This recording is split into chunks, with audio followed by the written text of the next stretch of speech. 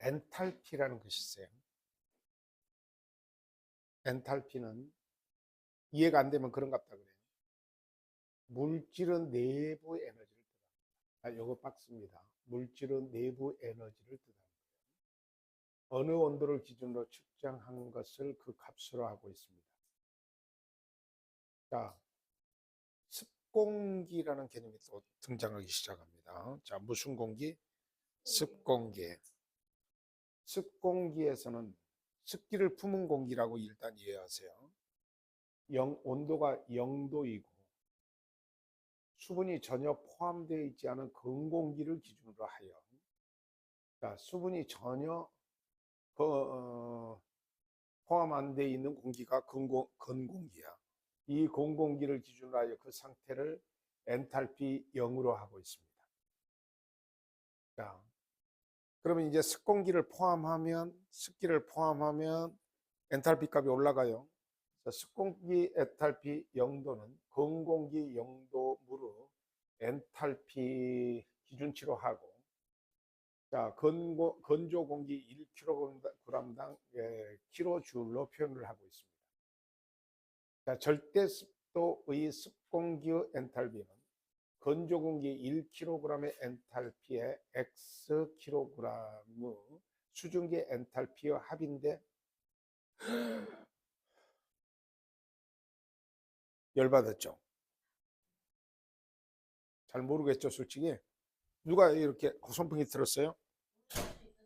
그래? 자, 포기하세요. 시험에 안 나옵니다.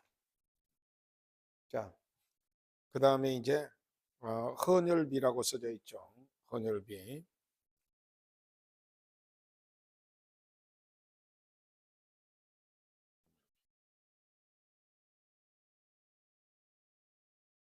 자, 습공기의 상태 변화 시에 엔탈피의 변화량에 대한 헌혈비의 변화량도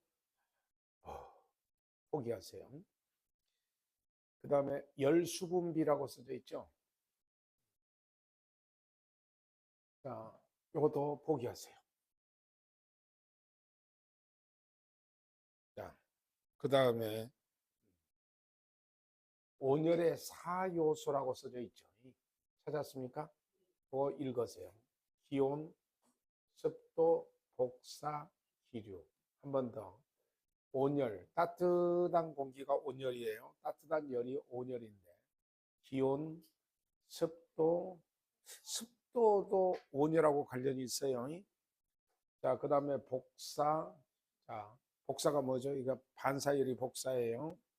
자, 그 다음에 기류, 즉 풍속입니다.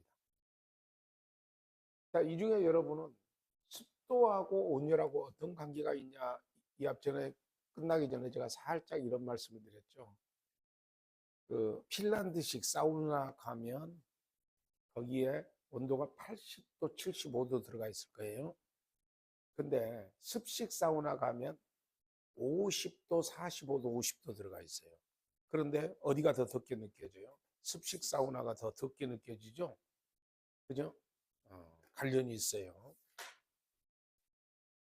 자, 그 다음에 이제 유효 온도입니다.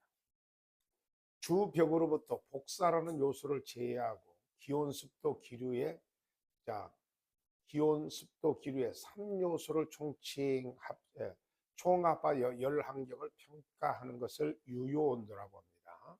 실내 기후로서는 습도가 가장 좋은 습도가 뭐예요? 40에서 60%예요. 자, 풍속은 초당 0.5m 이하인 경우 겨울철에는 17도에서 22도, 여름철에서는 19도에서 24도가 유효 온도로서 적당합니다. 자, 그런데 벽에서 찬바람이 막 들어오면 좀 달라지지 않겠어요?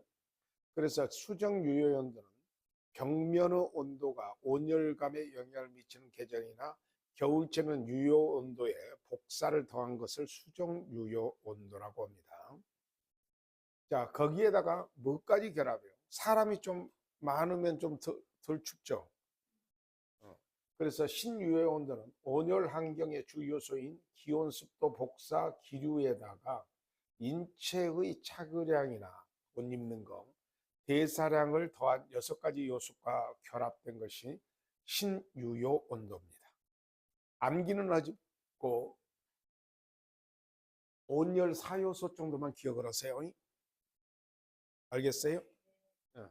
자, 지금 여러분은 엔탈피니, 열수분비니, 뭐 허절비니 이런 게 공부하다가 약간 스트레스를 받았는데, 자, 저를 보세요. 서로 믿고 하는 거죠. 시험에 안 나옵니다. 제가 건너뛰었던 것들이 있잖아요.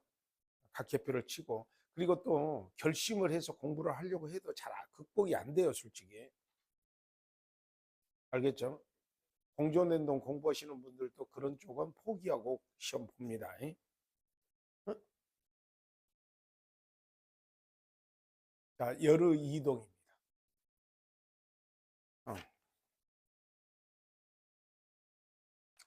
열의 이동하면, 열의 이동은 세 형태로 이동됩니다. 제목을 먼저 보세요. 자, 뭐라고 쓰셨죠? 대류, 그 다음에 복사, 그 다음에 전도입니다. 자, 뭐가 뭐예요? 이걸 열의 이동이라고 해요. 대류. 이제 이 대류가 열의 세 가지 전달 과정 중 하나로, 열 때문에 유체가 위아래로 뒤바뀌며 움직여 열이 전달하는 현상입니다. 자, 여기까지. 대류는 그러면 뭐죠? 더운 열이 위로 올라가고 차가운 열은 가라앉이죠. 그죠? 그러면 차가운 열이 더 무겁다라는 거죠. 아니, 차가운 공기가 더 무겁고 더운 열은 가벼워진다는 거예요. 그러면 요게 계속 움직이겠죠. 이걸 무슨 현상이라 그래? 대류 현상이라 그래요. 이것은 전 지구적으로도 나타나는 겁니다. 이러한 대류를 이용한 난방은, 자, 온풍 난방, 증기 난방, 자, 온수 난방 방식이며 실내의 상하 온도차가 발생을 합니다. 자, 그러면 이런 난방은, 자, 느낌이 잔잔하게 파도처럼 오시죠. 어디 쪽에 있는 것이 맞겠어요? 온수, 온풍, 증기, 온수 난방은 어디 쪽에 있는 게 맞겠어요? 아래쪽에 있는 게 맞겠어요? 위쪽에 있는 게 맞겠어요? 힌트. 위에 있으면 더운 공기는 위에서 정체돼 버리죠. 그죠? 근데 밑에 있으면 위로 올라가죠. 그리고 위에 찬 공기가 밑으로 돌면서 대류 현상이 일어나는 거죠. 그렇다고 해죠. 자, 복사난방이 대표된 거. 자, 복사입니다. 열을 빛과 같은 전자기파의 형태로 이동시키는 열 전달 방식 중 하나가, 중간에 매질이 없어도 고체 표면에서 온도가 낮은 고체 표면으로 전달됩니다. 언제나 온도는 높은 데서 낮은 쪽으로 전달돼요. 이러한 복사를 이용한 난방 방식이 무슨 난방이다? 복사 난방입니다. 이러한 복사의 특성 때문에 복사 난방은 실온이 낮아도 아랫목이 뜨끈뜨끈해요. 그러니까 복사 난방을 대표하는 것이 뭐죠? 옛날에 온돌 있잖아, 온돌. 그 온돌 난방이 복사 난방이에요. 자, 그래서 창을 개방 상태로 두어도, 자, 아랫목은 뜨끈뜨끈해서 그 부분은 그대로 따뜻해. 복사 난방이니까. 만약에 이게 대류 난방이면 창문을 열어놓으면 어떻게 할까요? 금방 차져버리죠. 자, 복사 난방, 개방 상태에 두어도 열 손실이 적으며 실내 상하 온도차가 자가 외기의 침입이 많고 층고가 높은 실내 난방에서는 복사 난방이 적합합니다. 자, 그 다음에 전도입니다. 온도가 다른 두 물질을 접촉시켰을 때 물질의 이동이 없이 온도가, 언제나 온도는 어디 쪽에서 어디 쪽으로 움직인다 그랬죠? 높은 온도 쪽에서 낮은 온도 쪽으로 전달되는 현상이 전도입니다.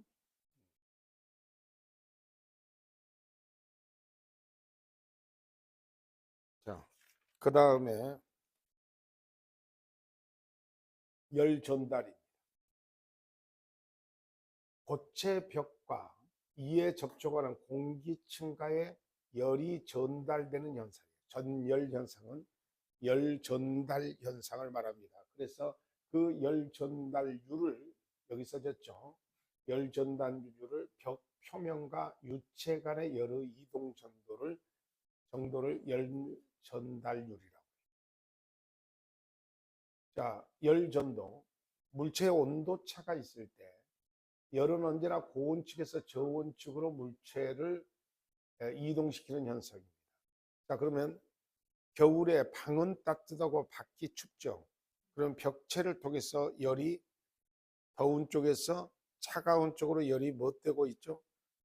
전달되고 있죠. 이 전달되는 것 정도를 열 전도라고 표현을 합니다. 될 수 있으면 열 전도를 막아야 될까요? 안 막아야 될까요? 겨울에는 막아야 되겠죠.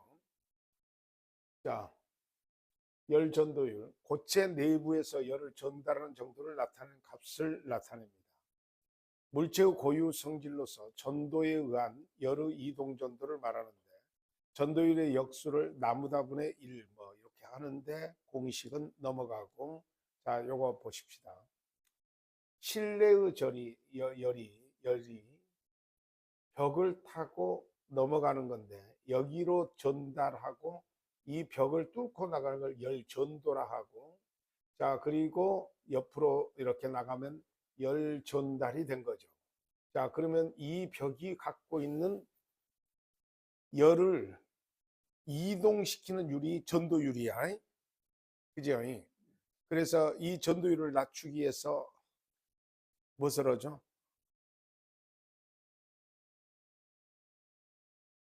갑자기 선생님이 얘기해야 되겠네. 그, 그렇죠. 단열재를 쓰는 거죠. 그 단열이 생각이 안 났어요. 자, 단열재를 쓰는 겁니다. 그리고 전체적으로 이 세 개의 개념을 열 전달, 자, 이 열이 이쪽 공기 중으로 전달하는 것, 이 방의 공기가 벽에 전달하는 것, 자, 벽의 온도가, 그러니까 공기의 온도가 벽에 전달하는 것, 벽의 온도가 공기로 전달하는 것이 열 전달이고, 이걸 통과하는 것이 열 전도고, 다 합쳐서 부르는 개념이 열 관류야. 알겠습니까? 열 관류. 자, 그래서 고체로 격리된 공간의 한쪽에서 다른 한쪽으로 전열을 말하며 열 통과율이라고 합니다. 이 열 통과율을 막으려고 아까 무슨 제를 쓰신다 그랬죠? 단열재처럼 또 개발이 많이 되어 있는 게 없어. 한두 개일까요? 여러 개일까요? 여러 형태의 단열재가 있습니다. 자, 그 다음에 열관류율 넘어갑니다. 이 공식을 우리가 알 수는 없어요. 자, 그래서 이걸 포기해 버리면 돼. 그 다음에 이제 이 열관류율을 설명을 한 이유는 아까 관류율을 왜 웃어? 저리 갈까? 부담스러워하구나. 저리 갈게. 자, 열관류율이 높을수록 안 좋은 거예요. 어떤 경우라도. 그죠? 그러면 이 관류율을 낮추기 위한 것이 뭐죠? 여기 읽어보세요. 단열이야. 그러니까 이제 이 책은 실제로 뭐 단열이라든지 이런 걸 설명하고 싶은 거야. 시설개론이니까. 근데 그냥 단열을 설명하면 혹시 못 알아먹을까 봐서 열 전도니 열 관류율이 한참 설명을 해. 엔탈피도 설명하고. 근데 그 설명을 위한 도구로 설명한 것이 훨씬 어려워. 그래요, 안 그래요, 지금? 그러니까 단열이나 이런 것은 그런 어떤 공식 몰라도 우리가 이해가 되는 거죠. 자, 방 안에 있는 열이 밖으로 빠져나가는 것을, 또는 밖에 있는 열이 안으로 들어오는 것을 막기 위해서 뭐가 필요하다라는 거죠? 그 열을 막는 것이 필요해요. 자, 그래서 단열재의 구비 조건입니다. 그러니까 전도율이나 이런 걸 설명한 이유가 이거야. 전도율을 낮춰야 단열재가 된다는 거예요. 자, 열 관류율이 낮아야 됩니다. 자, 그리고 물을 품는 성격 이런 것들이 흡수율이라고 하는데, 흡수율도 낮아야 돼요. 알겠습니까? 자, 그 다음에 이제 비중은 좀 복잡해요. 재료가 밀실해서 비중이 커지면 열 전도율이 커지는 경향이 있습니다. 그러니까 재료가 너무 밀실해서 비중이 커지면 그 비중 꼼꼼하게 차 있는 것을 타고 열이 전도될 가능성이 커. 그러니까 비중이 커지면 열 전도율이 커지는 경향이 있는데 다 그런 것도 아니야. 그래서 예외 유리면이나 앞면 등과 같이 섬유질 단열재는 겉보기 비중과 섬유량이 작아지며 지면 내부에 간극이 많아지므로 대류가 발생하여 열 전도율이 증대할 수 있습니다. 이 때문에 섬유질 단열재는 겉보기 비중이 클수록 단열성이 좋아집니다. 자, 또한 자, 이거 다 빼놓고 이 예외는 빼놓고 생각해요. 자, 비중이 커지면 열 전도율이 커지는 경향이 있으니까 비중을 뭐도 해주면 될까요? 좀 낮춰주면 열 전도율이 낮아지겠죠. 그래서 단열재의 공통적인 성격은 다공지의 형태를 취해요. 그죠? 그러니까 사이사이에 뭐예요? 가벼운 공기구멍 같은 것이 있어. 자, 단열재의 경우 독립기포가 미세하고 균일하며 기포막이 얇을수록 열 전도율이 뭐해진다는 거예요? 낮아집니다. 그래서 위에는 왜 써놨는지 모르겠어요. 더 헷갈려요. 자, 보통은 단열재가 뭐로 되어 있다는 거죠? 저기 가로쳐져 있는 구멍이 뿡뿡 뚫린 속이 똥똥똥똥 비어 있는 뭐로 되어 있다는 거예요? 다공질 형태로 되어 있다는 거예요. 그러면 다공질 형태로 되어 있으면 전체적 비중은 가벼워지죠. 비중이 커지면 절도율이 높아지니까. 알겠죠? 음.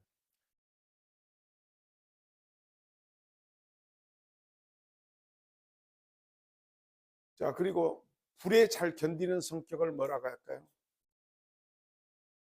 내화성. 자, 불에 가장 잘 견디는 것이 뭘까요, 여러분? 우리 건축 구조에서 여러분 그냥 수수께끼입니다. 불에 가장 잘 견디는 거. 자, 철근 콘크리트 구조. 알겠죠? 자, 철근은 불에 약하거든요. 근데 콘크리트가 감싸고 있죠. 그죠? 그 감싸고 있는 것이 결론적으로 내화 구조입니다. 진짜로 철근 콘크리트가 왜 만들어졌는지 인류가 이렇게 발전하기 위해서 만들어진 것 같아요. 어. 자, 단열은 크게 분류하여 벽은 내측과 외측에 할 수 있습니다. 자, 그러면 단열은 이게 이제 기본 조적조라고 합시다. 그러니까 벽돌조라고 합시다. 자, 벽돌조라고 해요. 그러면 벽돌 그 자체도 단열의 성격은 있지만 완벽하지 못하잖아. 그러면 이쪽이 방이고 이쪽은 밖이라고 합시다. 그러면 자, 다공질의 단열재를 이쪽에다가 붙이면 내단열, 이쪽에다가 붙이면 에단열이야. 알겠죠? 그래서 내단열은 자, 빠른 시간에 더워짐으로 간헐 난방을 하는 곳에 특히 많이 쓰입니다. 자, 내단열은 방 안에다가 이렇게 붙이는 거예요. 자, 그래서 내부 결로를 방지하기 위해서 고온 측, 즉 실내 측에 방승망을 설치하는 것이 좋습니다. 자, 표면 결로가 발생하지 않으며 한쪽의 벽돌이 차가운 상태로 있기 때문에 자, 한쪽의 벽이 무슨 상태에 있다고 그랬죠? 차가운 상태로 있기 때문에 외단열보다는 결로 발생 가능성이 조금 높아집니다. 자, 내부에 결로가 생길 수 있어. 자, 이 결로는 왜 생기냐면은 봐봐. 봐봐. 지금 공기가 이렇게 있죠. 그러면 따뜻한 공기는 자, 이 공기가 품을 수 있는 수증기의 양이 있어. 온도가 올라갈수록 품을 수 있는 수증기 양이 같이 올라갑니다. 알겠죠? 자, 그런데 이 말을 또 뒤집으면 공기가 낮아질수록 품을 수 있는 수증기 양이 적어져. 자, 그런데 이 방 안에 일정한 수증기 양을 품은 공기가 따뜻하게 있는데 차가운 벽하고 부딪혀요. 그러면 이쪽 벽은 차가워지죠. 그러면 차가워질 때는 공기가 품을 수 있는 수증기 양이 적어지죠. 그죠? 그런데 문제는 아까 따뜻한 공기가 품을 수 있는 수증기 양은 그대로 포함한 상태에서 차가워진 거잖아요. 그죠? 그러면 더 이상 공기를 품을 수 없는, 수증기를 품을 수 없는 양까지 온도가 내려가 버려. 그러면 이슬이 맺힙니다. 채연의 노래 그대의 눈에 이슬이 맺혀 할 때 그 이슬이 맺히는 거예요. 응? 그것이 무슨 현상이야? 결로 현상입니다.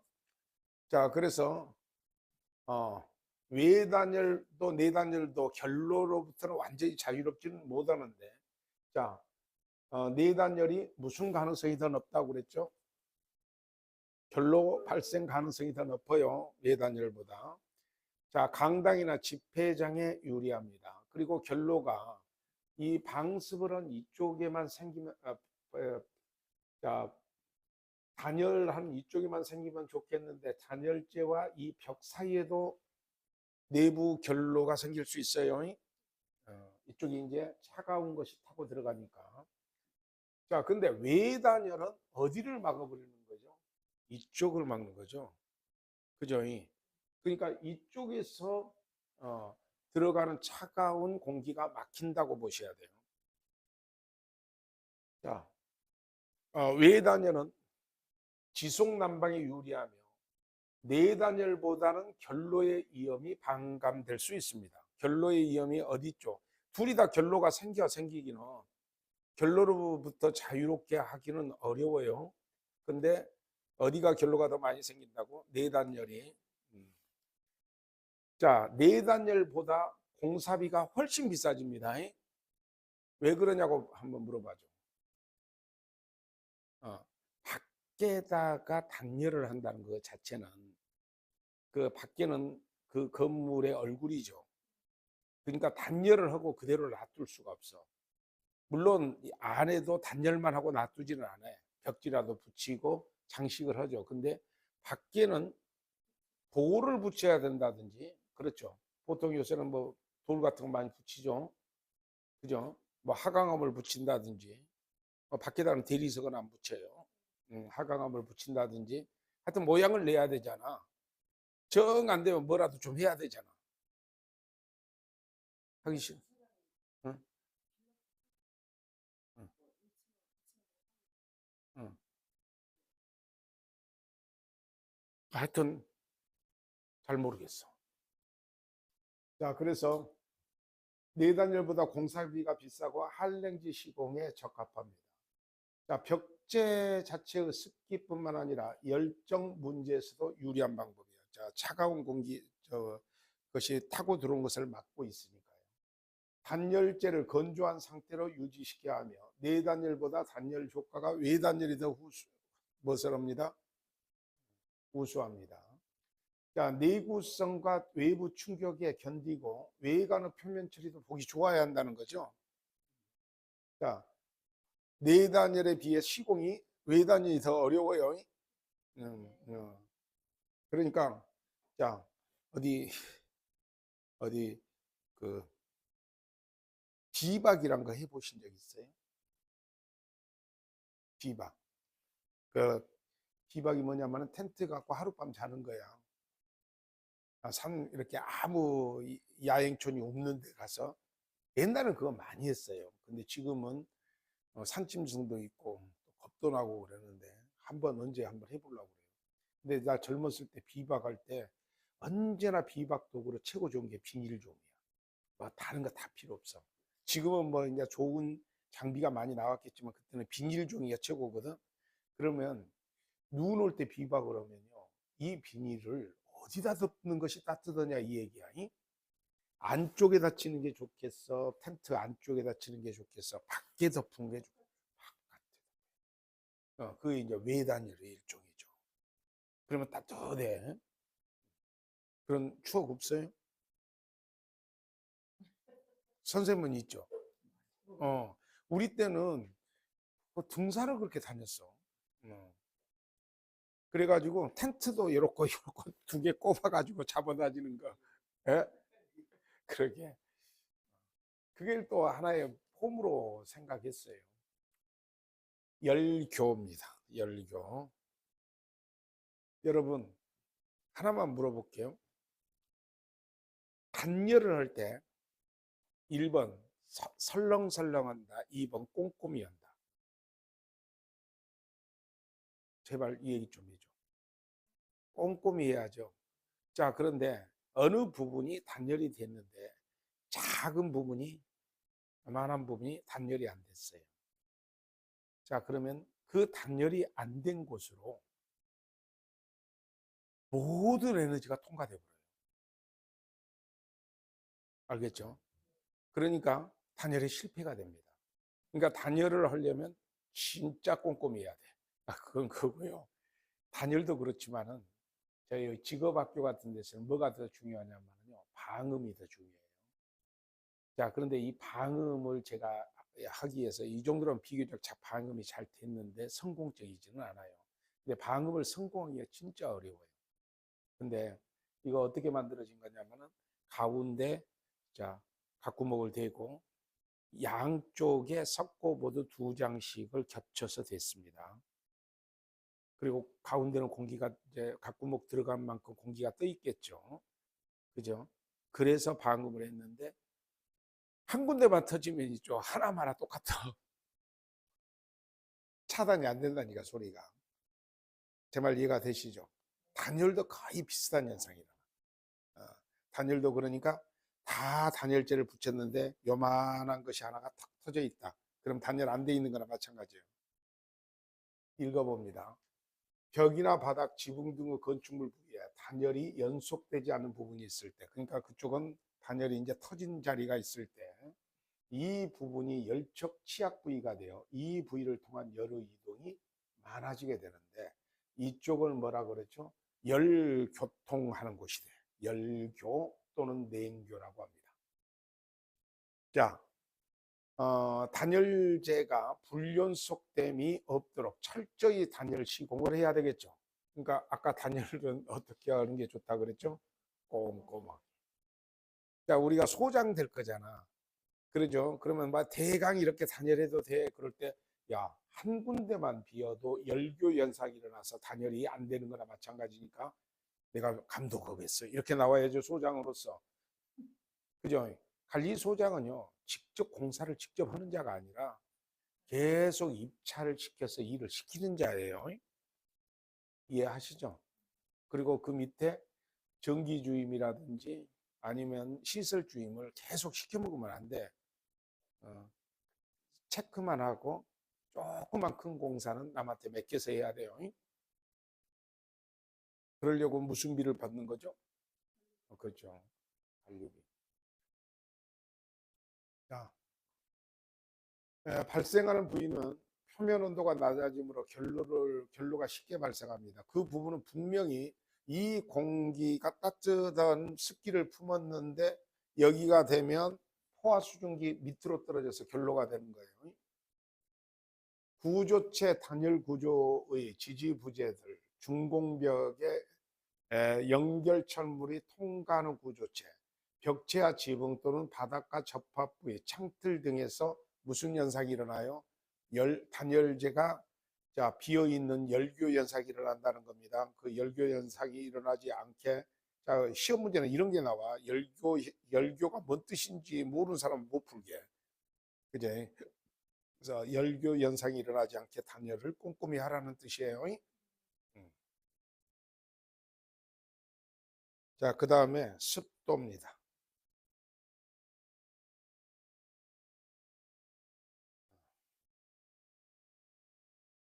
습도, 대기 중에 포함되어 있는 수증기량의 비율입니다. 무슨 대기, 즉 공기 중에 포함된 수증기량의 비율. 습도가 높다 그러면 불쾌해지죠. 그러면 대기 중에 뭐가 높아졌다는 거예요? 습도량이 많아졌다는 거예요. 자, 절대 습도입니다. 절대 습도.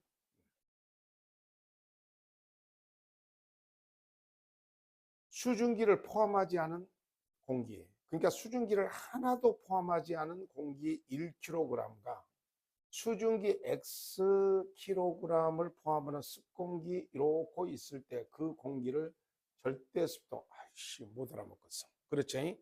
자, 그래서 절대 습도는, 절대 습도는 이렇게 쓰세요. 제가 여기 써드릴게요. 이렇게 해서 알아먹을 수 있는 사람은 좀 공부를 전문적으로 해도 없어요. 그래서 건공기 1kg. 건공기 1kg에 들어있는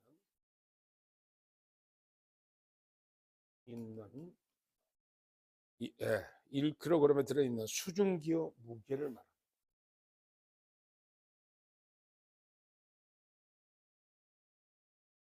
자, 그러니까 건공기 1kg에 수증기가 얼마나 포함되어 있는가를 갖고 따지는 겁니다. 자,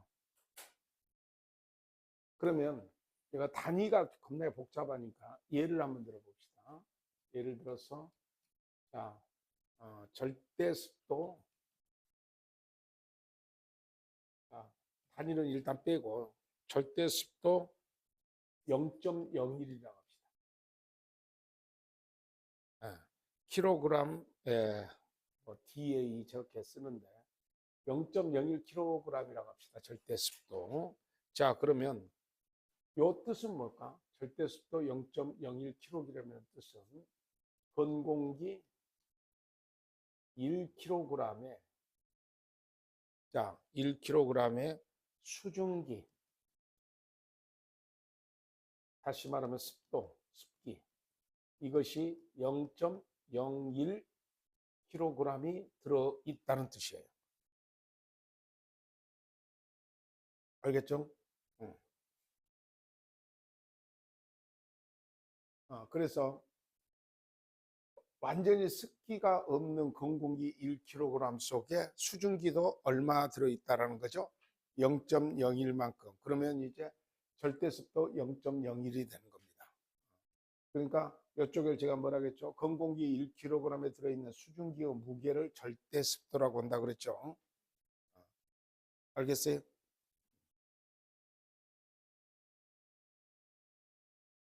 자, 절대 습도보다 상대 습도가 훨씬 더 중요해요. 상대 습도. 자, 대기 중에 수증기의 비율은 어느 일정 용량의 공기가 포함되어 있는 수증기 압과 이때 기온에 대한 최대 함유된 포함 수증기의 압의 비라고 했죠. 오씨. 공기가 담을 수 있는, 자, 상대 습도는 공기가 담을 수 있는,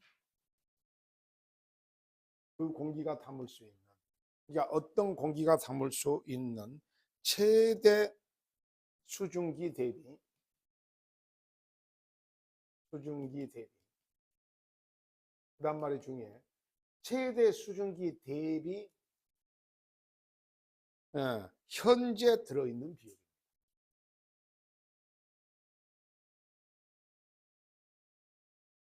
자, 그러면 조금 설명이 필요하죠. 그 공기가 담을 수 있는 최대 수증기의 비율이 0.01이라고 합시다. 킬로그램이라고 그래. 자, 그죠? 그런데 현재 80%가 차 있어. 그러니까 0.01이니까 0.008이게 되겠죠. 그죠? 하여튼 80%가 차 있다고 그래봐. 그러면 상대 습도는 80%가 돼. 아니, 이제 그거 내가 예를 들은 거니까. 예를 들어서 지금 어떤 공기가 담을 수 있는 최대 수증기 대비 이걸 포화 수증기라고 하거든. 그 공기가 담고 있는 최고 100%의 수증기가 포화 수증기야. 그 포화 수증기 중에 80%만 들어갔다 그러면 뭐야? 상대 습도는 80%, 50%가 들어가 있다 그러면 얼마요? 50%. 자, 잠시 딴 얘기를 좀 할게요. 온도가 높아지잖아요. 온도가 높아. 그러면 담을 수 있는 수증기의 양이 높아져. 뭐라겠어? 온도가 높아져 있으면 최대 담을 수 있는 수증기 양이 많아. 어? 그러니까 여름에는 담을 수 있는 수증기 양이 많아지겠죠. 그런데 그것을 100%라고 했을 때 그걸 포화 수증기 압이라 그래. 근데 그 중에 80%가 찼어. 그러면 상대 습도가 몇 프로가 되는 거죠? 80%가 되는 거예요. 자, 상대 습도가. 그래서 여러분 상대 습도가 80%, 85% 되면 어떻게 해요? 짜증나죠? 덥게 느껴집니다. 그래서 여기다가 자, 요걸 이해하시고 자, 보통은 따뜻한 공기는 자, 온도가 높은 따뜻한 공기는 뭐가 필요한 거죠? 물을 많이 수증기를 많이 담을 수 있어요. 수증기 담을 양이 커집니다. 자, 그러면 차가운 공기는 똑같이 자, 이 두 개 차가운 공기는 자, 수증기 담을 양이 뭐 되죠? 작아집니다. 그러니까 최대로 담을 수 있는 것이 포화 수증기 양이라 그래. 그때는 이제 물이 뚝뚝 떨어지는 거야. 그것에 80% 정도 찼다 그러면 상대 습도가 80%다 이런 뜻이고 가장 우리가 쾌적한 것은 뭐죠? 자, 보통 한 30에서 50 이 정도로야. 30에서 한 60. 그러면 뭐죠? 저를 봐봐. 이것보다 더 낮으면 건조주의보 나와. 건조주의보 나온다는 말은 얼굴이 푸석푸석해지고 습기가 빠져나가. 뭔 말인지 알겠죠? 근데 어느 정도 습기가 있으면 선생님들처럼 또 거짓말을 해야 되겠네요. 부드러워져.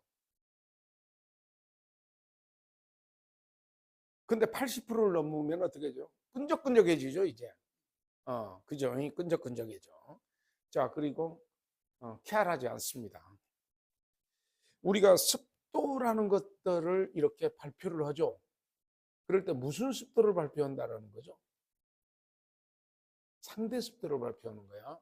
그 상대 습도를 발표할 때 제가 그랬죠. 이거 지금 어렵다고 공조가. 만만해요, 안 만만해요. 안 만만하죠. 다시 읽어봐요. 공기가 담을 수 있는 최대 수증기 대비 이걸 포화 수증기라고 하는데 공식은 알 필요 없어. 그 포화 수증기 대비 현재 들어있는 수증기의 비율을 말해. 이걸 무슨 뭐예요? 상대 습도. 근데 그 공기가 담을 수 있는 최대 수증기의 대비는 고정되어 있는 게 아니라는 거야. 이게 지금 포인트야. 온도가 높으면 담을 양이 커져. 포화 수증기 양이 많아지고 온도가 낮으면 담을 수증기 양이 줄어든다는 거야. 알겠어요? 그게 포인트야. 온도가 높으면 그 시계 끈이 끊겨버렸어 지금. 온도가 높으면 담을 포화 수증기 양도 많아지고 이제 그대 80%다 그러면 그 중에 80%라는 뜻이야. 이해하셨어요? 화났어?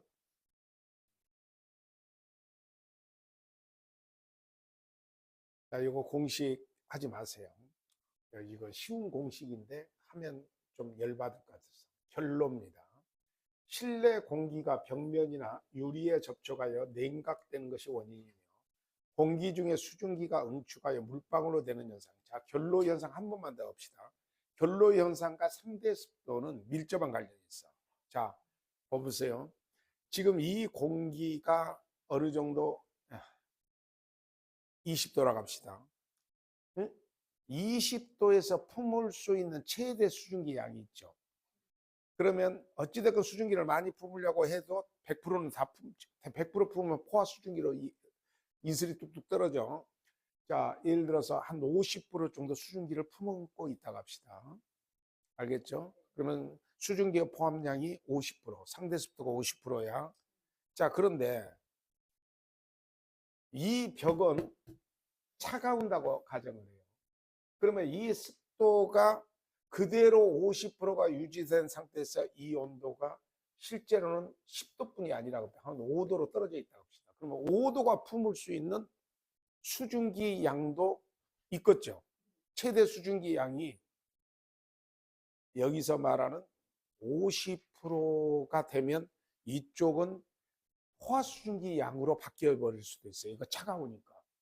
공기가 차가운 공기가 품을 수 있는 최대 수증기 양이 넘어버릴 수도 있다는 거지.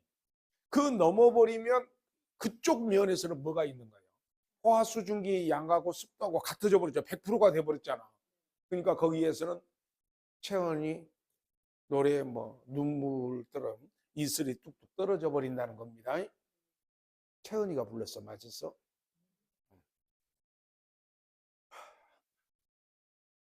가수도 모르고 이것도 모르고. 자, 그래서 이것을 결로 현상이라고 합니다. 그러니까 겨울철에는 보통은 있죠. 실내에서 배관이 흐르는 곳이라든지 이런 곳에 왜 결로 현상이 일어나는지 감이 좀 오겠죠. 그죠? 그 배관 주변에는 차가운 공기가 유지돼 버린다. 근데 전체적으로는 품을 수 있는 습도 양이 충분한데 거기에 들어가면 습도 양을 넘어버려서 포화 수증기가 돼버려서 이슬이 맺혀버린다는 겁니다. 결론을 막을 수 있는 방법은 최대한 노력을 하는 거지 결로 자체를 없애버린다는 것은 거의 불가능한 거나 마찬가지예요. 적게 만든다는 거지. 자, 비교 습도는 안 해도 될 것 같습니다. 자, 비교 습도는 상대 습도에서 수증기 분압 대신 절도의 습도를 사용하는 것인데 넘어가겠습니다. 자, 그 다음에 이제 요거 중요해요. 온도 관련 용어 이거 중요합니다. 자, 이쁘게 이렇게 칠랍니다. 자, 잠시 쉬었다 올게요.